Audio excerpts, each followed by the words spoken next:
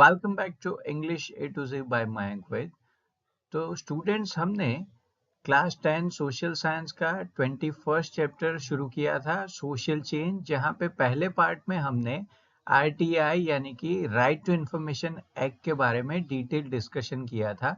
तो अब ये दूसरा और आखिरी पार्ट है जहां पे हम डिस्कस करने वाले हैं RTE यानी कि right to education, national food safety act क्या है एंड करप्शन क्या है। तो चलिए शुरू करते हैं। सबसे पहला टॉपिक जो है RTE यानी कि right to education. So provisions of right to free and compulsory education। तो निशुल्क एवं अनिवार्य शिक्षा का अधिकार क्या है? The right to free and compulsory education 2009, that is fondly known as RTE 2009, states that the children between the age of 6 to 14 are to be given free and compulsory education। तो RTE 2009 में कहा गया है कि 6 से 14 वर्ष की आयु के बच्चों को निःशुल्क एवं अनिवार्य शिक्षा दी जानी चाहिए। If a child has crossed 14 years of age and has not completed primary education, he could be imparted free primary education। यदि कोई बच्चा 14 वर्ष की आयु पार कर चुका है और उसे प्राथमिक शिक्षा पूरी नहीं हो सकी है, तो उसे भी निःशुल्क प्राथमिक शिक्षा प्रदान किया जा सकता है। ये हमारा RTE 2009 का प्राविधान बोल रहा है। At the time of admission, the child should be 6 years, and if there is no birth certificate, then hospital records or age-related affidavit of parents should be taken as age proof। अगर admission time यानी कि प्रवेश समय पे बच्चे की आयु 6 वर्ष है और यदि उसके पास बर्थ सर्टिफिकेट यानी कि जन्म का प्रमाण पत्र नहीं है, तो हॉस्पिटल रिकॉर्ड या माता पिता का एफिडेविट यानी कि हलफनामा वो बच्चे के उम्र के प्रूफ के लिए सही हो सकता है। All the student should be given admission without discrimination. किसी भी बच्चों को बिना भेदभाव किए एडमिशन देना चाहिए। कैपिटेशन फीस, एडमिशन फीस और any other deposit can not be taken. और एडमिशन के टाइम पे कोई भी तरीके का कैपिटेशन फी या एडमिशन फी या डिपॉजिट नहीं लेनी चाहिए। At the time of admission, interviews of children और parents should not be taken. और इतना ही नहीं, एडमिशन के टाइम पे बच्चों का या बच्चों के माँ बाप का इंटरव्यूज भी नहीं होना चाहिए। Admission should not be given on the basis of income or educational qualifications or capacities of parents. Any kind of admission test of parents should not be taken। तो बच्चों को एडमिशन देने के लिए उनके माँ बाप का एजुकेशनल क्वालिफिकेशन या उनका इनकम या उनका कैपेसिटी नहीं देखना चाहिए। इतना ही नहीं, एडमिशन देने के लिए बच्चों को उनके पिताजी यानी कि उनके पेरेंट्स का एडमिशन टेस्ट भी नहीं लेना चाहिए। The nursery classes which teach children of age 3 to 5 years have been brought under the law, and there are rules for special training of preschool teachers, their courses, curriculum and evaluation। Nursery classes के बच्चों को पढ़ाने वाले यानी कि nursery classes में पढ़ने वाले बच्चों का उम्र होता है 3 to 5 years। तो ऐसे नर्सरी क्लासेस को भी कायदे के दायरे में लाया गया है। इतना ही नहीं, प्री स्कूल टीचर्स के लिए स्पेशल ट्रेनिंग, उनका स्पेसिफिक सिलेबस, करिकुलम और इवैल्यूएशन का भी ध्यान रखा गया है। Provision has been made to admit children of weaker section and backward classes, I mean SC and ST, to government recognized private primary school। तो कमजोर और पिछड़े हुए वर्ग के बच्चे यानी कि SC एंड ST कैटेगरी के बच्चों को सरकारी मान्यता प्राप्त प्राइवेट स्कूल, प्राथमिक स्कूलों में प्रवेश देने के लिए यानी कि एडमिशन देने के लिए प्राविधान रखा हुआ है यानी कि प्रोविजन रखा हुआ है। It is compulsory that 25% students of standard first should be of these sections of the society। तो निजी प्राइमरी स्कूल में जितने भी बच्चे एडमिशन लेते हैं उसमें से 25% बच्चे SC एंड ST कैटेगरी के होने चाहिए, स्पेशली जो फर्स्ट स्टैंडर्ड में एडमिशन ले रहे हैं। School teachers are not allowed to take private tuitions. School teachers को प्राइवेट ट्यूशन करने की अनुमति नहीं है। All under qualified teachers should get academic qualification within 5 years। जो भी टीचर्स का क्वालिफिकेशन पूरा नहीं है उनको 5 साल के भीतर वो सारी शैक्षणिक योग्यता यानी कि एजुकेशनल एकेडमिक क्वालिफिकेशन हासिल करनी पड़ेगी। Any child who has not completed his primary education cannot be terminated from school until being transferred। जिस बच्चे ने अपनी प्राइमरी एजुकेशन पूरी नहीं की है या पूरी नहीं कर सका है उसे ट्रांसफर होने तक स्कूल से निकाला नहीं जा सकता, यानी कि टर्मिनेट नहीं किया जा सकता। In the private primary schools, the fees of ST and SC children is paid by the government as per fixed condition। तो प्राइवेट प्राइमरी स्कूल में SC एंड ST बच्चों की फीस सरकार द्वारा निर्धारित शर्तों के अनुसार दी जाती है। A tribunal or a state council has been made so if there is any breach of this act, the director of school may be fined or recognition of the school can be terminated। इसके लिए एक tribunal या state council बनाया गया है ताकि यदि कोई ये नियम का उल्लंघन करता है तो वहां पे स्कूल डायरेक्टर जो है वो स्कूल पे जुर्माना लगा सकता है या स्कूल का रिकग्निशन यानी कि मान्यता भी रद्द कर सकता है। तो फिर नेक्स्ट टॉपिक आता है PDS सिस्टम यानी कि पब्लिक डिस्ट्रीब्यूशन सिस्टम, जिसको हम टिपिकली ट्रांसलेट करेंगे तो वो होगा सार्वजनिक वितरण प्रणाली, जो आता है राष्ट्रीय खाद्य सुरक्षा अधिनियम के नीचे। तो नेशनल फूड सिक्योरिटी एक्ट के चलते ये PDS क्या है ये देखते हैं। According to this act and Maa Annapurna Yojana, the needy middle class poor families of urban and rural area are provided food grains at subsidized rate।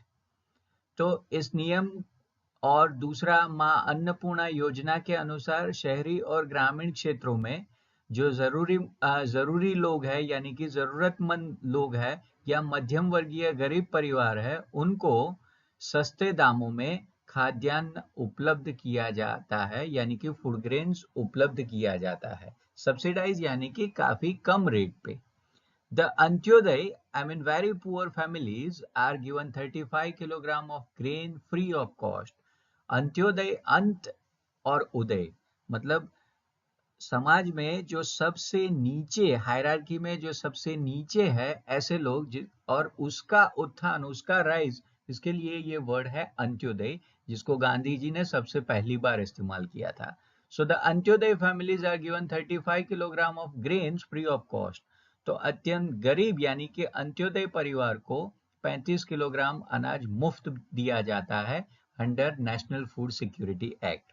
As per this law, other beneficiaries can buy wheat at 2 rupees per kilogram, rice 3 rupees per kilogram and coarse grain at 1 rupees per kilogram in a fixed quantity and fixed time। Good quality grain is provided under PDS on fixed condition। तो इस कानून के चलते अन्य लाभार्थी को 2 रुपए प्रति किलोग्राम गेहूं, 3 रुपए प्रति किलोग्राम चावल और 1 रुपए प्रति किलोग्राम कोर्स ग्रेन यानी कि मोटा अनाज जिसमें बाजरा, मकई, ज्वार ये सारी चीजें आती है, इसको इतने कम दामों में निश्चित समय के लिए दिया जाता है। इतना ही नहीं, अच्छे क्वालिटी का अनाज भी PDS सिस्टम से लोगों को फिक्स कंडीशन के साथ दिया जाता है। At the time of maternity, central government would pay 6,000 rupees as help to mother। तो मैटरनिटी टाइम पे केंद्र सरकार माता को 6,000 रुपये की सहायक राशि प्रदान करती है। Every month sugar, iodise salt kerosene, edible oil, that is twice in a year, are provided at subsidized rates by government to Antyodaya and BPL families through ration shops.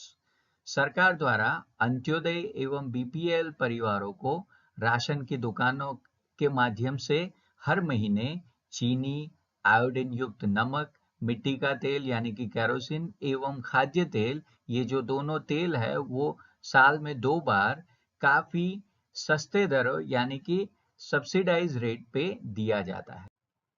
State governments would update list of below poverty line family, that is BPL family list, and it would be under the mother's name. This list will be displayed in the Gram Panchayat, Gram Sabha, wards, e-gram, fair price shops, office of the Mamlatdar, or the website of provisions department. तो राज्य सरकारें गरीबी रेखा के नीचे जीने वाले परिवारों का एक लिस्ट अपडेट करेगी और ये लिस्ट माता के नाम से शुरू होगी. ये लिस्ट जो है ये ग्राम पंचायत, ग्राम सभा, वार्ड, ई ग्राम, फेयर प्राइस शॉप, मामलतदार की ऑफिस और प्रोविजन डिपार्टमेंट की वेबसाइट पे रखा जाएगा या डिस्प्ले किया जाएगा. Steps like biometric identity, Epic card, barcode, ration card, or food coupons, and taking image with webcam have been started to improve and strengthen public distribution system and make it corruption free. तो ये जो PDS system यानी कि सार्वजनिक वितरण प्रणाली है उसको बेहतर बनाने के लिए और उसे भ्रष्टाचार से मुक्त करने के लिए यहाँ पे बायोमेट्रिक पहचान, एपिक कार्ड यानी कि जो आपका इलेक्शन कार्ड है उसको एपिक कार्ड भी बोलते हैं, तो बायोमेट्रिक पहचान, एपिक कार्ड, बारकोड, राशन और फूड कूपन, और इतना ही नहीं, जब आप राशन लेते हो तो वेबकैम से आपका फोटो भी लिया जाता है. ये सारे कदम उठाए गए हैं ताकि कम से कम भ्रष्टाचार हो और ये जो पीडीएस है वो सिस्टम बेहतर बने. The government has set up the internal complaint prevention mechanism and a nodal officer has been appointed to settle complaint. तो सरकार ने इसके लिए एक आंतरिक शिकायत निवारण पद्धति तैयार किया है और इतना ही नहीं, इसके लिए उन्होंने एक नोडल ऑफिसर को भी नियुक्त किया है. To regulate and control the distribution of food grains, the Rajya Anna Ayog has been set up and the State Food Commissioner will be appointed. तो ये पूरी पीडीएस सिस्टम को सुचारू रूप से नियंत्रित करने के लिए एक राज्य अन्न आयोग बनाया गया है और इतना ही नहीं, वहां पे एक स्टेट फूड कमिश्नर को नियुक्त किया गया है under the national food safety act.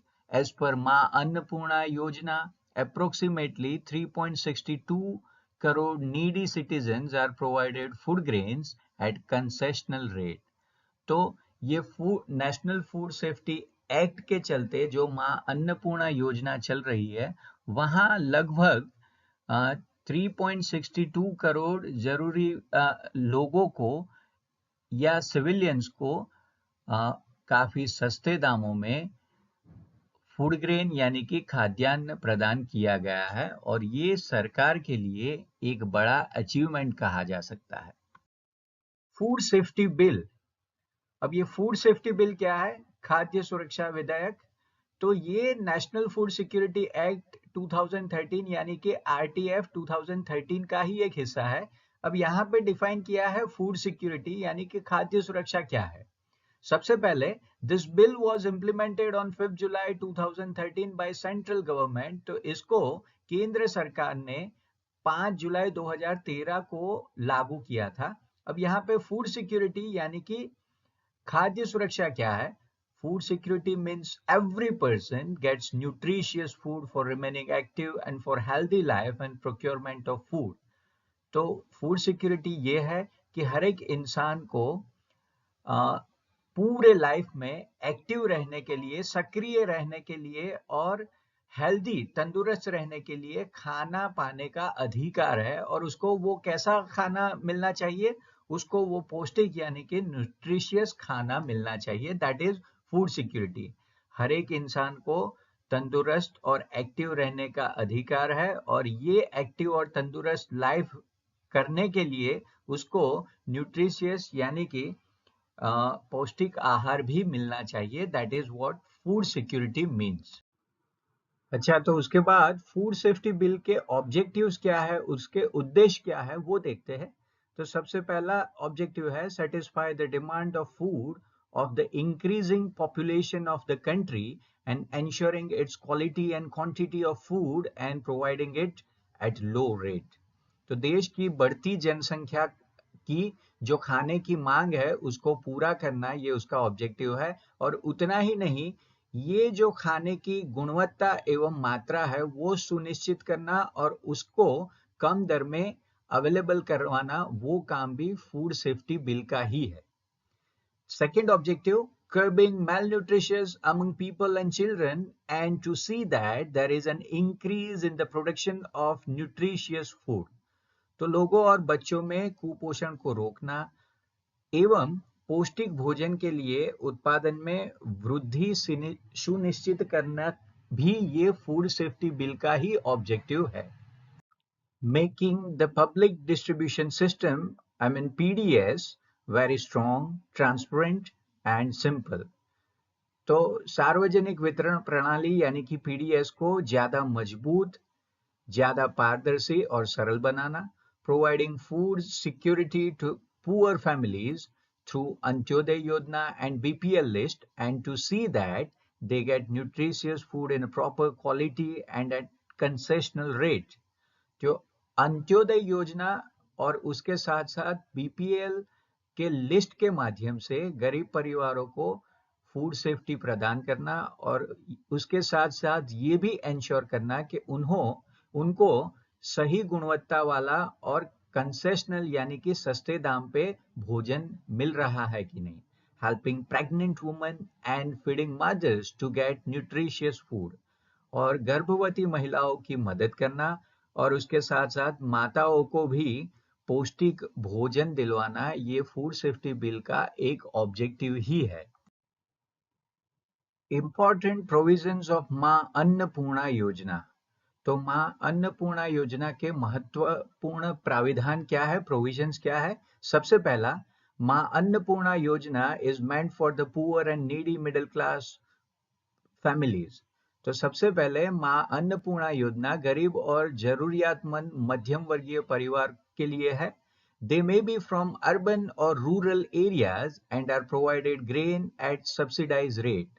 अब ये जो आ, गरीब परिवार या जरूरतमंद परिवार है, वो गांव या शहरी विस्तार से बिलोंग कर रहे हो सकते हैं, पर ये सारे लोगों को, चाहे वो गांव से बिलोंग कर रहा है या शहर से बिलोंग कर रहा है, ये सारे लोगों को खाद्यान्न प्रदान करना, और वो भी सस्ते दामों पे यानी कि सब्सिडाइज रेट पे। Good quality grain is provided under public distribution system.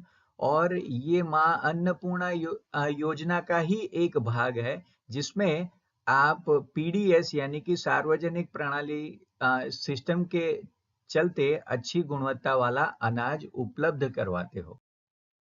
Under the National Food Safety Act, as per Ma Annapurna Yojana, approximately 3.62 crore needy citizens are provided food grains at a concessional rate। राष्ट्रीय खाद्य सुरक्षा अधिनियम यानी कि national food safety act के अंतर्गत मां अन्नपूर्णा योजना के चलते लगभग 3.62 करोड़ जरूरी लोगों को काफी कंसेशनल यानी कि कम दर पे खाद्यान्न अवेलेबल करवाया गया है। The state government has also implemented this scheme. राज्य सरकार ने भी ये योजना को इम्प्लीमेंट किया है। The Antyodaya families are given 35 kilogram of grains free of cost. Antyodaya परिवार को 35 किलो अनाज मुफ्त दिया जाता है ये योजना के चलते। The people under this scheme can buy wheat at 2 rupees per kilogram, 3 rupees per kilogram rice, and coarse grain at 1 rupees per kilogram in a fixed quantity and fixed time. इस योजना के चलते लोग निश्चित मात्रा में और निश्चित समय के लिए 2 रुपए प्रति किलोग्राम गेहूं, 3 रुपए प्रति किलोग्राम चावल और 1 रुपए प्रति किलोग्राम कोर्स ग्रेन यानी कि मोटा अनाज, जिसमें बाजरा आ जाएगा, ज्वार, जौ, ये सारी चीजें, उसको कोर्स ग्रेन बोलते हैं। एंड राइस है, व्हीट है, उसको फूड ग्रेन यानी कि मेन ग्रेन बोलते हैं। फाइन। तो ये योजना के चलते 1 रुपए, 2 रुपए, 3 रुपए जैसी मामूली रकम कीमत पे गेहूं, चावल और बाकी काफी सारे मोटे अनाज अवेलेबल किए जाते हैं। Corruption as an anti social activity, भ्रष्टाचार एक असामाजिक प्रवृत्ति के रूप में। When an individual or activity or behavior is against the rules of the society, then it is called anti-social activity. जब कोई व्यक्ति का व्यवहार या गतिविधि समाज के नियमों के विरुद्ध जा रहा है तो उसे असामाजिक एक्टिविटी यानी कि एंटी सोशल एक्टिविटी बोला जाता है। It also means the misuse of the public position for personal benefit. इसका अर्थ ये भी हुआ कि व्यक्तिगत लाभ के लिए आप सार्वजनिक पद का दुरुपयोग कर रहे हैं। Corruption is an illegal dealing done by dishonest people. तो भ्रष्टाचार बेईमान लोगों द्वारा किया गया एक इलीगल एक्ट है।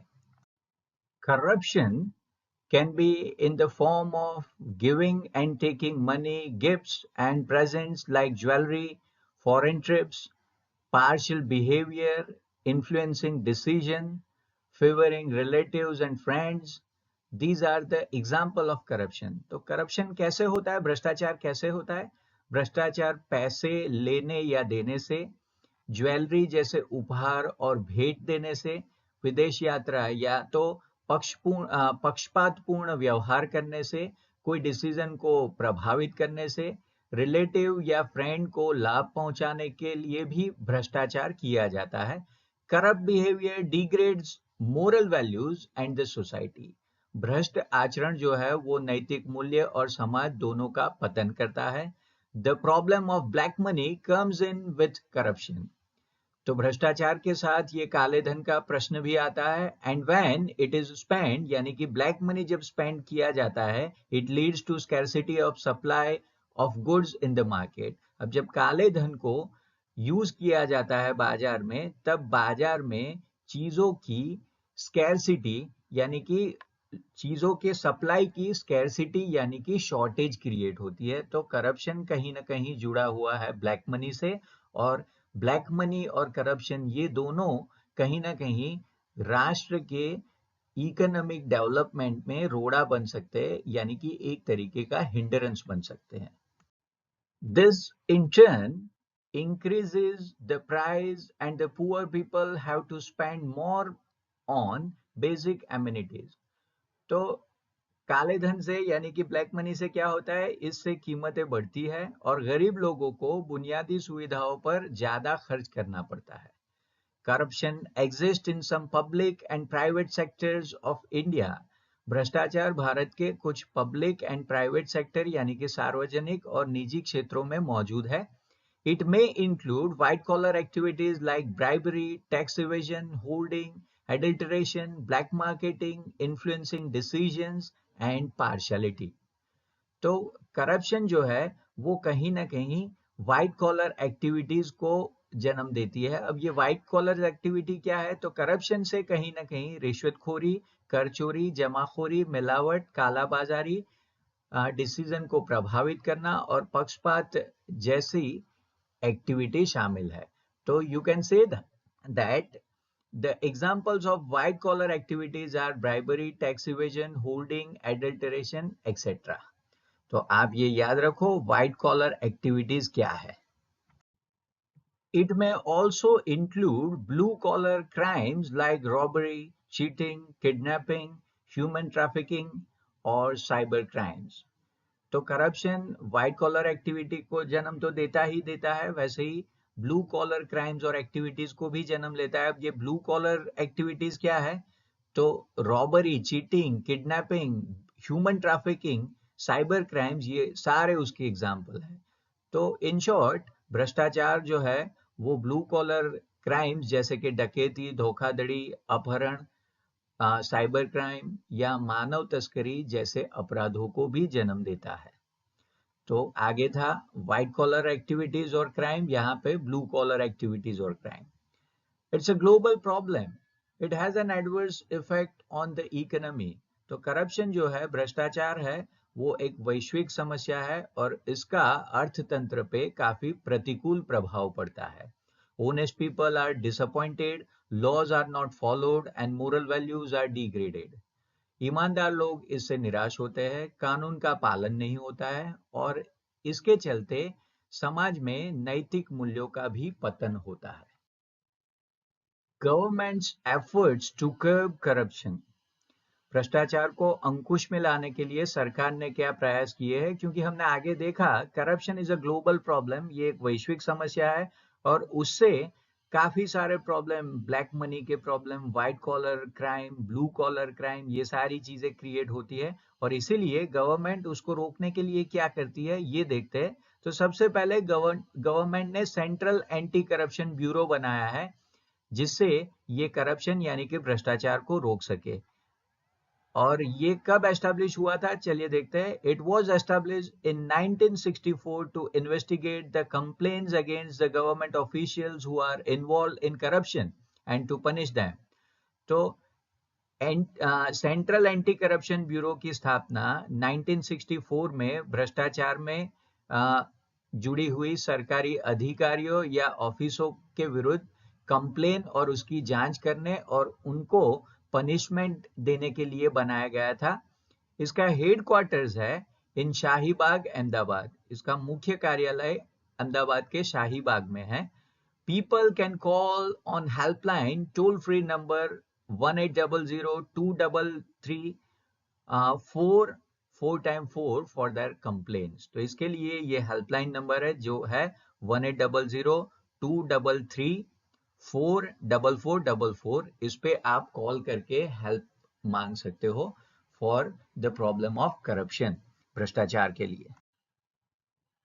The anti corruption act 1988, anti corruption act 1988 क्या है, चलिए देखते हैं। It has been formulated to provide clean public life and to stop misuse of position और पावर। तो इसे स्वच्छ पब्लिक लाइफ के लिए बनाया गया है और उसको लोग जो पावर यानी कि सत्ता और पद पे होते हैं उसका मिसयूज रोकने के लिए भी बनाया गया है। It is compulsory for every public servant, high official, politician to declare information regarding their property before assuming their post. तो हर एक लोक सेवक या उच्च पदाधिकारी या पॉलिटिशियन को अपना पद ग्रहण करने से पूर्व अपनी संपत्ति के संबंधी सारी जानकारी घोषित करना ये नियम के चलते अनिवार्य है। If the property of a person increases more than his appropriate income during his work tenure, it is considered as an offense and punishment may be announced for him. यदि किसी व्यक्ति की संपत्ति उसके कार्यकाल के दौरान उसकी उचित आय से यानी कि इनकम से अधिक बढ़ जाती है तो उसे एक तरीके का क्राइम माना जाता है और उसके लिए उसको पनिशमेंट भी मिल सकती है। In such cases, government confiscates such property, और ऐसे मामलों में सरकार उसकी प्रॉपर्टी जब्त कर सकती है। Right to information 2005 and citizens charter. तो सूचना का अधिकार 2005 और नागरिक सिटीजन चार्टर क्या है ये देखते हैं। This right has been used with the help of which the government employees have to promise the complete administrative work in a stipulated time period by eliminating delay in their own work area and the work under their power and to make the administration transparent and simple. तो ये RTI के चलते और citizen charter के चलते हर एक नागरिक को ये अधिकार दिया गया है जिसके माध्यम से सरकारी कर्मचारी को अपना जो कार्य क्षेत्र है या अपना जो दिया गया काम है उसको बिना कोई विलंब किए समाप्त करने के लिए एडमिनिस्ट्रेटिव जो टाइम पीरियड है वहीं पे पूरा करना है, और अगर वो नहीं करता है तो उसके लिए कोई भी सिटीजन उससे सवाल पूछ सकता है। तो कहने का मतलब ये है कि एडमिनिस्ट्रेटिव एक्टिविटी को ज्यादा पारदर्शी और सरल बनाने के लिए ये आरटीआई यानी कि right to information act and citizen charter बनाया गया। ब्लैक मनी एक्ट 2005, क्या है ये ब्लैक मनी एक्ट, देखते हैं। According to this act corruption is regarded as a crime. तो ये एक्ट के चलते करप्शन यानी कि भ्रष्टाचार को एक क्राइम माना गया है। Changes have been made in FEMA money laundering act as well as in section 132 of custom act. तो जब फेमा यानी कि फॉरेन एक्सचेंज मैनेजमेंट एक्ट और मनी लॉन्ड्रिंग एक्ट में बदलाव किए गए, तो उसके साथ साथ कस्टम एक्ट का जो सेक्शन 132 था उसमें भी बदलाव किए गए।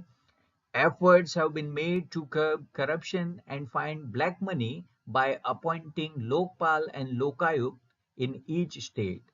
तो हर एक राज्य में लोकपाल और लोकायुक्त की नियुक्ति करके भ्रष्टाचार पे कंट्रोल करने और काला धन का जानकारी लेने का यहाँ पे प्रयास किया गया है। तो इसका कनेक्शन कहीं ना कहीं भ्रष्टाचार को रोकने से है, and that is what black money act is all about. Gujarat vigilance commission Gandhinagar. तो ये गुजरात विजिलेंस कमीशन गांधीनगर का काम क्या है? This commission has undertaken departmental investigation to check out if there is corruption और misuse of power by government official. तो ये commission का, ये आयोग का काम ही ये है कि सरकारी कोई दफ्तर या सरकारी कोई अधिकारी अपने काम का या अपने पावर का मिसयूज करके भ्रष्टाचार तो नहीं कर रहा है, और अगर ऐसा है तो उसके खिलाफ सबूत इकट्ठा करके उस पर कानूनी कार्यवाही करने का भी अधिकार ये आयोग यानी कि कमीशन को है। तो दोस्तों, इसके साथ ही ये चैप्टर नंबर 21 सोशल चेंज यहाँ पे पूरा हुआ। ऐसे ही नए वीडियो को लेके हम दोबारा हाजिर होंगे। तब तक के लिए मिलते हैं। धन्यवाद, tata, bye bye, sayonara and thank you very much.